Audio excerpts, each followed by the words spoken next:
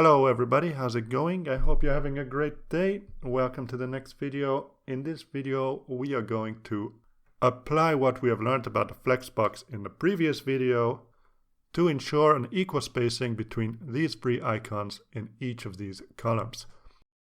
By the way, this video is part of a larger course about Bootstrap Studio. You can find the full course on Udemy or Skillshare. Check out the link in the description.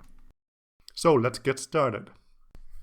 Go to the page download software.html, drag and drop the article list to the page between the header and the footer.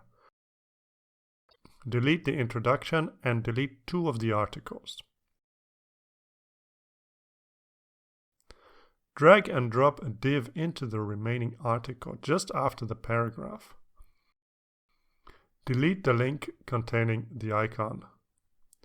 Drag and drop a new link into the div, edit out the text, drag and drop a new icon into the link.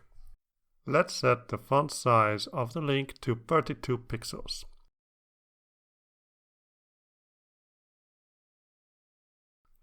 And let's duplicate the link twice. I will set my icons to the Linux penguin,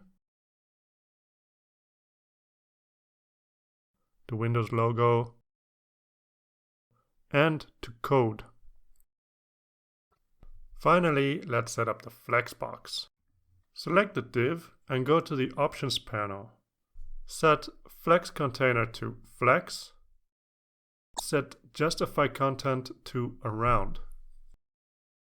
Now we have a template for our article. We can easily duplicate this to populate the article list. And next we can edit the particulars of each entry.